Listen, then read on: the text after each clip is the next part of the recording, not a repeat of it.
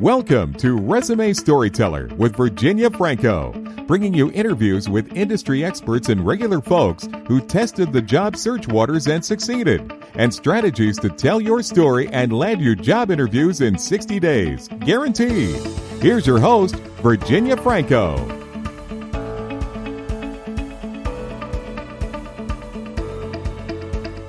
Hello, everyone. I'm so excited to have with me Loren Greiff. She is the founder of Portfoliorocket, and we met it's maybe been 3 or 4 weeks. But I just love her content, so I was so excited to have her on. She, after 25 years of a career spanning a variety of corporate creative roles as VP at J. Walter Thompson, on the client side at discovercar.com, and then as a managing consultant, sort of recruiter within Korn Ferry's digital practice, she faced what she knew for a very long time, that the hiring and recruiting process is broken.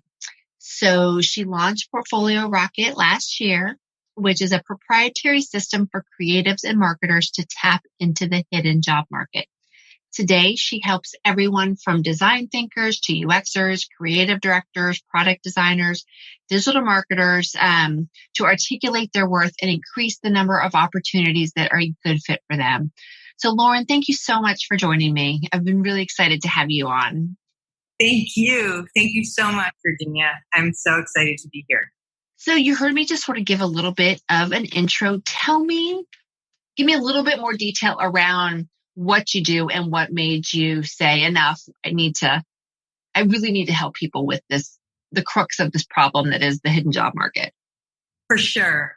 So, I knew very early on that my winning formula in my career was when I was able to combine two complementary and sometimes diametrically opposed forces, the creative and the business side of life. Mm-hmm.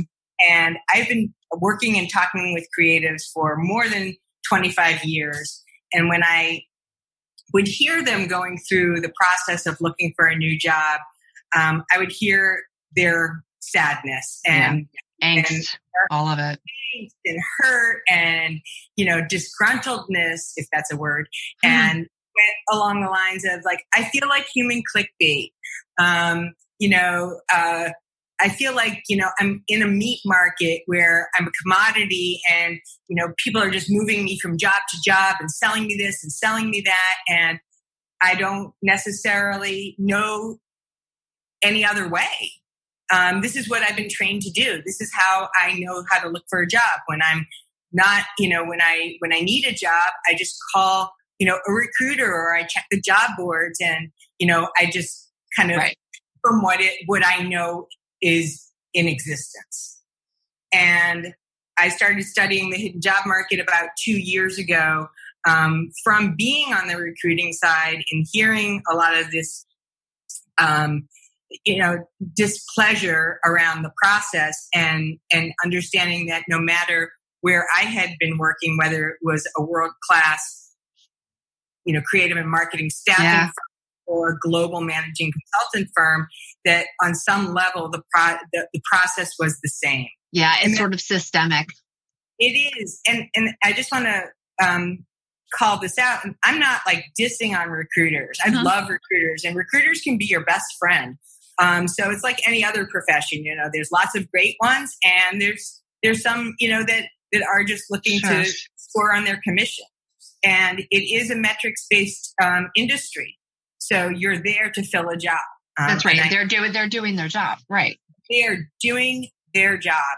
And, they have clients and they are busy making sure that they are filling that role in order to expand that piece of business. So that's baked into the process itself. So after about 10 months of moving over to the managing consultant side, I knew that it just felt icky. I felt really powerless. I felt like I was in some ways betraying myself and maybe even betraying a lot of the candidates that I was working with, because even though I knew that the roles that I was aligning them to could be good fits for them, it may not have been exactly what they wanted to align themselves with.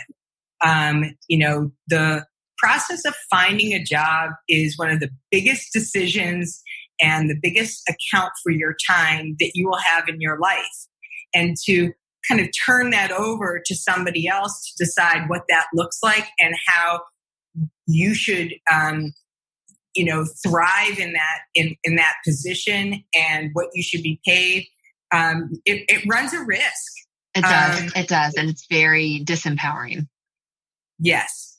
So it is disempowering. And again, I think that the biggest challenge is that, so what's the alternative? Right. So what? I hear that there's something that's not working, but where do I go from here?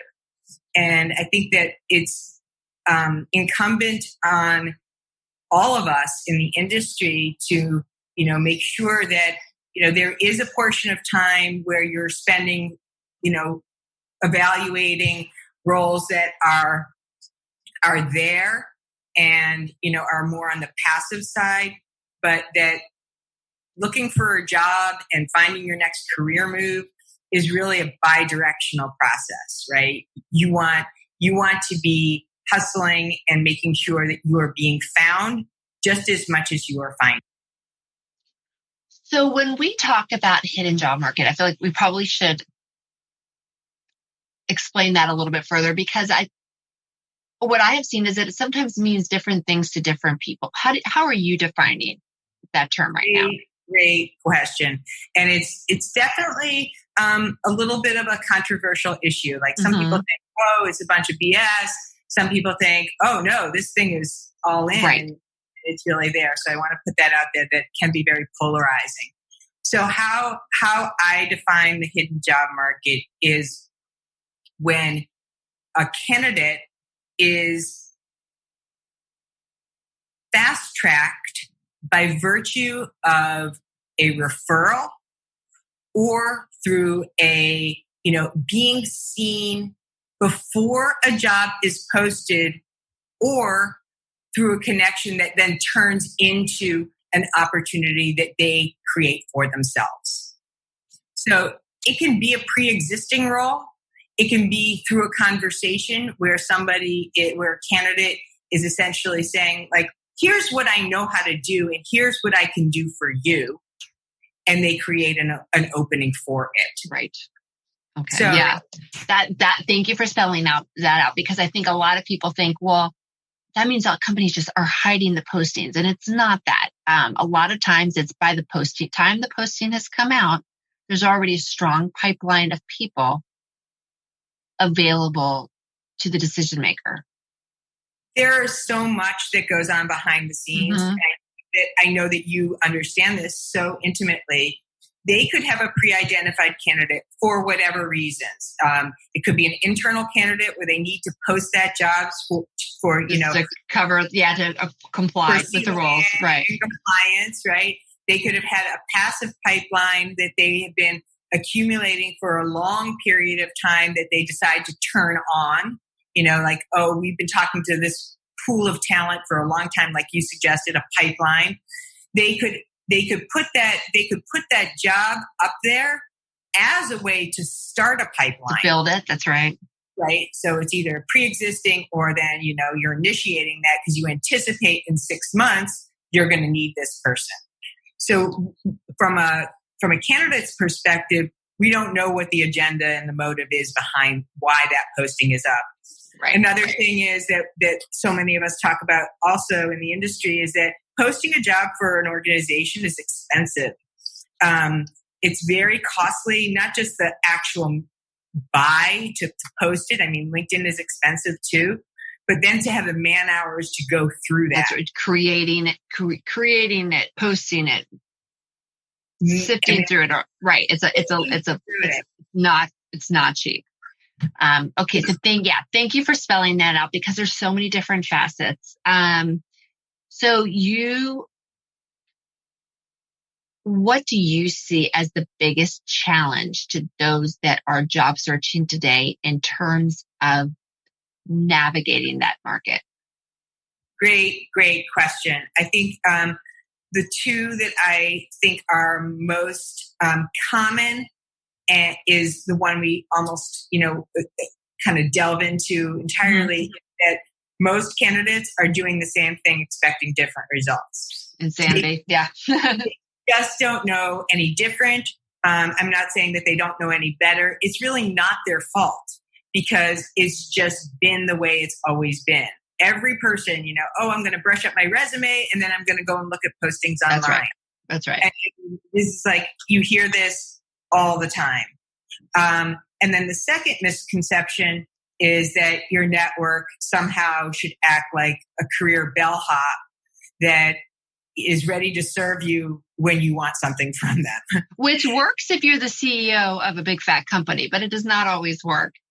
Right. Yeah. And I'm very sensitive to this because relationships, and we talk about this so often. I mean, it is your network is your net worth. But dormant relationships that you start reactivating, well, it's a great strategy and you should definitely do that. But you want to do that in a sensitive way so that it doesn't come across as usury. Mm-hmm. Let those relationships go, and all of a sudden you're, ringing somebody's doorbell and saying, "Hey, I'm resurfacing, and now what do you have for me?" That doesn't really help so much. It kind of reminds me of this analogy that shows up. They say that if you're thirsty, you could already be hydrated. Yeah, and so you should be hydrating all the time. And don't wait to dig your well until you're thirsty. Exactly. Exactly. So, I actually want to come up with a new word for networking. It seems like this has been such a loaded term and comes with some level of ickiness. Some people think it's really spammy or salesy, but I'll say that my experience is that people want to help. They really do. And most are super, super generous, but they also want to know that it's reciprocal, right? And that you're not going to just vaporize because you got what you wanted and now you're taking a hike. I agree with that. Is there, and maybe you've just answered this, but is there something that clients just are very surprised by in terms of beginning their job search? Maybe it's what we talked about before, that they're shocked that this strategy of buffing up your resume and shooting it out there doesn't work. I think the thing that they are most surprised about, and it does come with a minor caveat, is if they're consistent, they will get results very quickly. My clients have come to me and they're like, "Oh my God, I didn't expect this to work so fast." Yeah, it feels like magic sometimes. It does. They're like, "Wait a second, like all of a sudden, like how did this happen?" And I think that that's very surprising to them. That most of my clients have really either been out of the job market for a long, long time, or have never had to actually go about a job search. And sometimes I'll say, "Well, you're not in Kansas anymore. Things are very different, and this is very effective." So I think the fast results with consistency. It's interesting because so many of my clients, they come to me after they've been praying and spraying, and it's not working. But when I say, "Well, how have you gotten your last jobs?" It's usually been through relationships. So while they say, "Well, it just fell in my lap," often it didn't. It's because they cultivated those relationships. They didn't let them lie dormant. So sometimes I feel like people do have that skill set. They just weren't aware that they were flexing it. Yeah, I also think that I hear this quite a bit. "Oh, and I've been reaching out to my network." The good and scary part about that is there are 675 million plus people on LinkedIn. That's a network, right? Mm-hmm. And as much as you are going to your first, second, third degree connections, which is really important, I want both messages to come out. oftentimes it's the people that you haven't met yet. And there is a scientific term for it, forgive me, but I don't remember it. But basically, your 7th, 8th, 9th connections. The people that you don't know, the people that you need to know versus the people you already know. Yeah. Exactly. I think that there's a lot of evidence that points to, well, a friend of a friend of a friend of a friend, or this comment, or this, I replied here, I did this, yields more than they ever expected. I agree with that. That's how my husband got his last job. I mean, no shock. He talked to 3 people who gave him the name of 3 people who named the 3 people, but did it by targeting a company, reverse engineering to figure out who he might know that might know people. And then those strangers introduced him to new strangers. And led to opportunities before the postings came out. Yeah. So is there a behavior or a piece of education that's missing that just drives you most nuts when it comes to job seeker actions?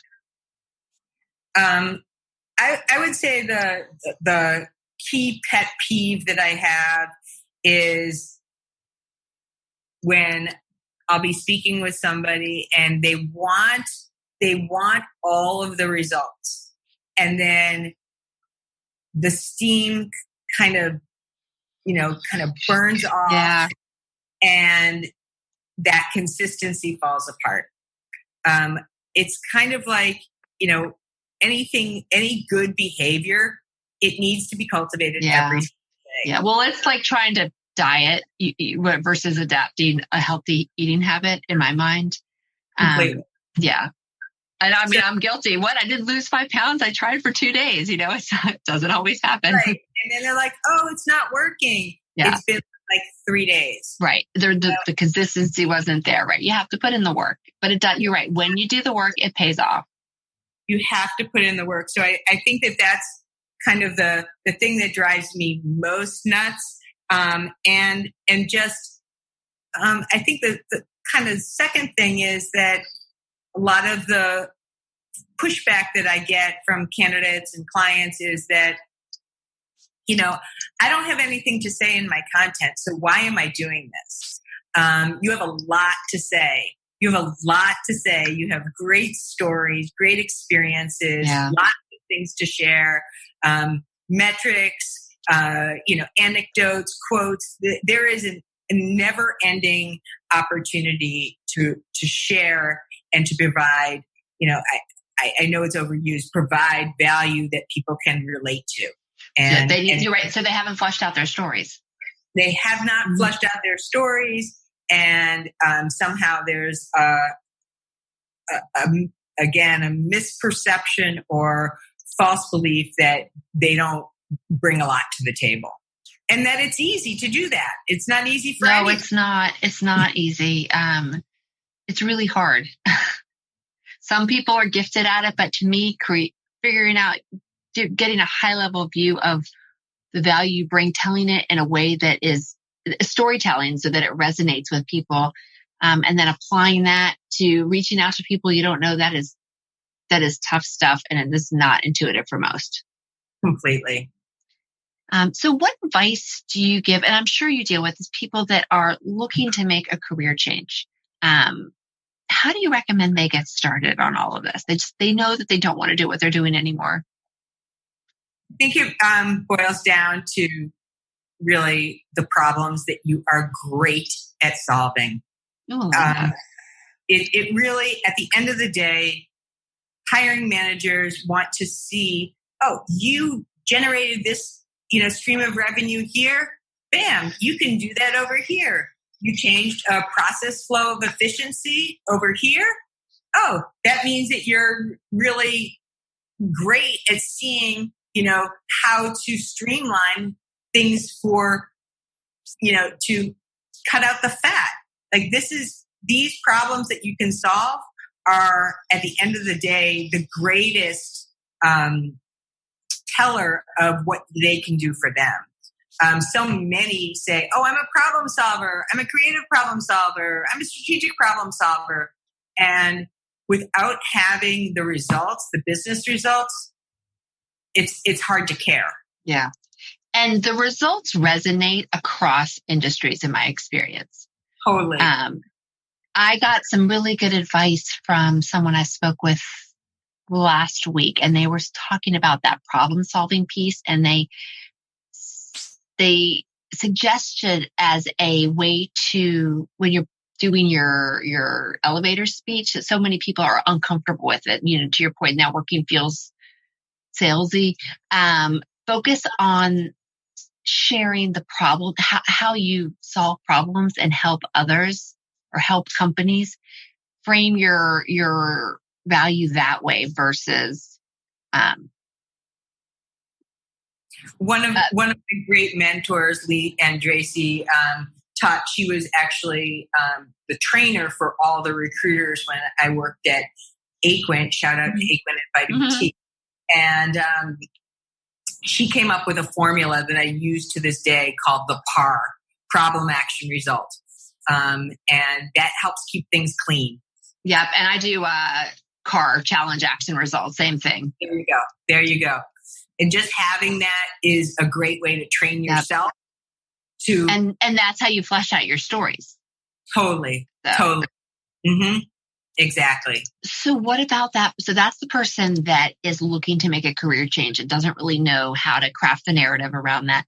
What about the person who has already jumped into job search and it is not going well? How do you recommend they regroup and refocus?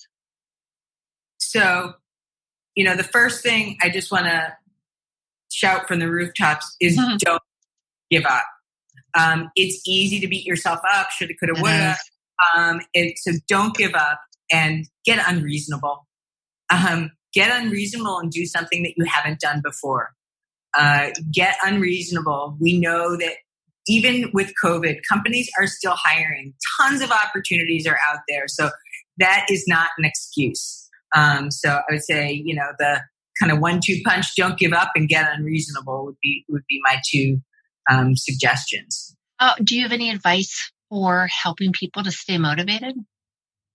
You know what? I use the day.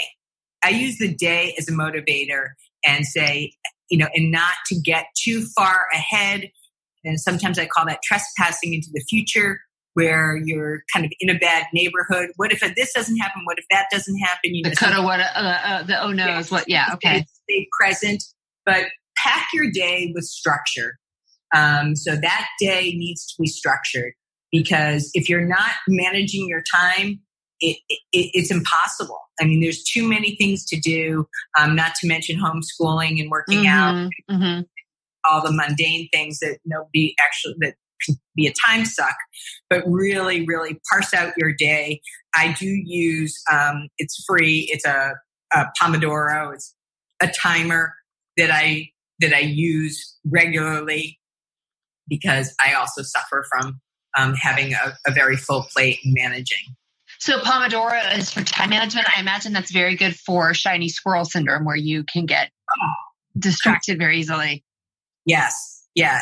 And so for those 25 minutes, I am on task, take a break, get back into it.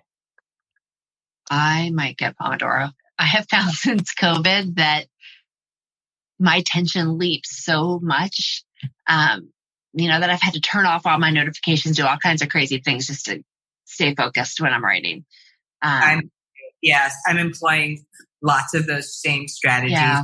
Phone in another room, shutting off the notifications, even playing that game with myself on Pomodoro, for the next 25 minutes, I am not going to do anything else. And that's an agreement I make with myself. I love that. Maybe give yourself a treat if you follow your rules. Yeah. After yeah. That's very good. So what about, and you sort of you talked about it earlier with figure out what problems that you solve. What advice do you have for a person? And I'm sure you get this with the creatives you work with, where they have a really diverse skill set. They go lots of different directions. How do you advise them on figuring out that next best step, or at least positioning themselves for whatever they want? I'm so happy that you asked this question because I've been told that I'm the queen of bad analogies. And so Bring it on. What do you have next for me? I'm going to use it right here. All right. So I can hold on to my title. Okay. So I made this up many years ago. It seemed to work. And so I've used it on and on and on. But I like to help them identify their skill set like a food label.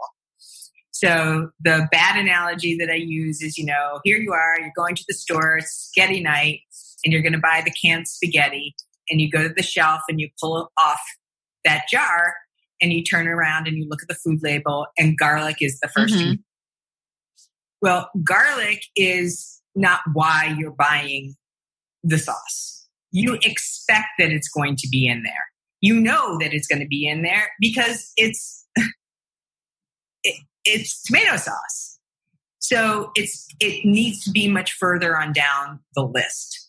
So you need to look at the key areas, the big rocks or the tomatoes in this case, that you are going to lead with. All the other stuff may be subsetted underneath that, ingredients versus the reason why. So sifting out those 1, 2, 3 big pieces and then sprinkling in these other ones has been really, really effective. So, some people are hybrids. UX, UI is a perfect example. I am able you're right. Some things can naturally be married. Right. But if you are a UXer and an art director, that's going to be tough. Right. Because they borrow from a different set of skills, and they have different reasons for being, and you're going to get hired for one or the other, not for both. So you need to be careful to find out if it is a pure hybrid, like you've suggested, or if one is, if you are a UXer and your key area of skill set is in user flows, then you have some chops in visual design. Visual design needs to be much further down. That's right. So you're aligning with what it is that job description and what it is that hiring managers needs first. Yeah, I got some advice from Dawn Graham, who does she had a book called Switching Careers. She's got a SiriusXM podcast show, and she talks about match first, focus on being different later. So figure out whatever it is that is closest to what they're looking for. And then the other stuff that you offer is an added value.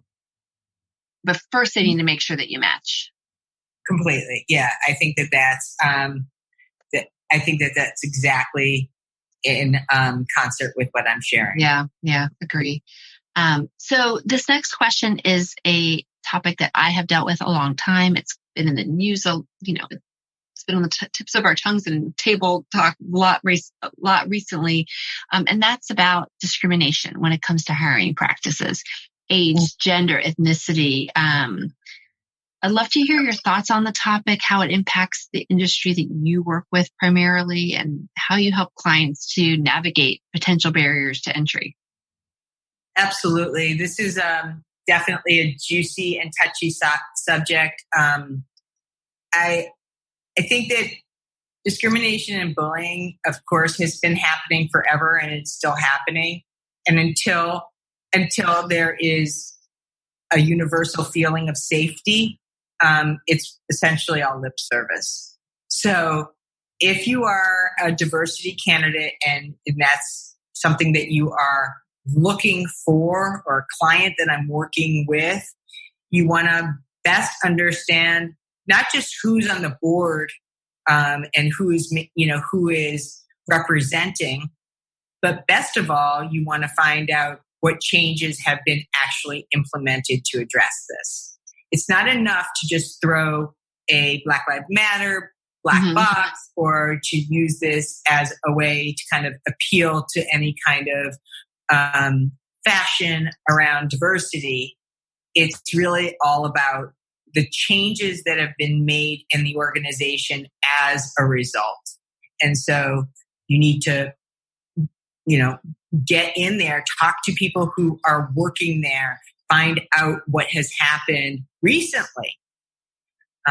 There's no reason why change needs to be, next year. There's too much that's happening right now. So I would say that the best advice is to do the digging and identify what movement has happened as of recently, and then what is scheduled, not talked about, scheduled to be forthcoming. Yeah, make sure they're walking the walk.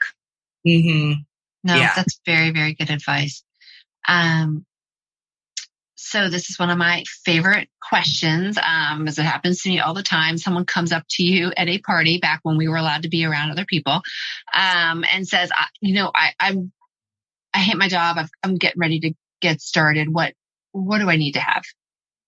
What are a couple of tools that a job seeker cannot be without? That self-knowledge, knowing what you do better than anybody else and why you're doing it. Why does that matter to you? Why does it keep you up in the middle of the night? Where is that kind of insatiable craving and thirst that makes that interest and passion, really, really something that you can't live without? I mean, you have to really put it on the line and say, why am I doing this? And knowing what it is that I do better, and what it is that you do better is the kinds of problems that you solve. So it is somewhat of a reiteration, but I think that they need to have that clarity, because there's a lot of noise and friction that happens throughout the process, and it's easy to get swayed. When a shiny job object comes along. Yeah, you know what? Maybe I should just do this, or maybe I should just do that. It'll pay the bills. And I'm not saying don't take it. I'm saying, just be true to yourself and know that you're taking it because it may be temporary or because it will expand your skills in a certain area. But without that self-awareness and the why behind it, it's going to be challenging. That the part about the why, I think, is what brings that full circle, because a lot of people say, well, I'm a really good multitasker. I'm a great communicator. So what? Why is that so important? And when you can articulate that is what resonates, because otherwise you are just, the thing that you do better than others is something that a lot of people say about themselves. Mm-hmm. Until you can make that connection as to, why that is important or critical. Mm-hmm. So it sounds like you are advocating a lot of self-reflection. Make sure someone is really solid on. Yeah, and of course that changes throughout your life. I mean, I think in your 20s, you're really okay with just getting a job. Yep. When you're in your 30s, it's kind of like, okay, I'm developing this area of expertise. As you get more senior, other things start creeping in. Like, you know what? I don't necessarily want to be a manager anymore. I'm really good at being an individual contributor. I'm fine with it. Right. People, you have more confidence in who you are. Yeah. So it needs to be reassessed as you as a job seeker evolve. The same issues even that were important, 6-9 months ago are completely different now. That's true. That's true. Crisis is a great time to self-reflect, and so many new careers come of it.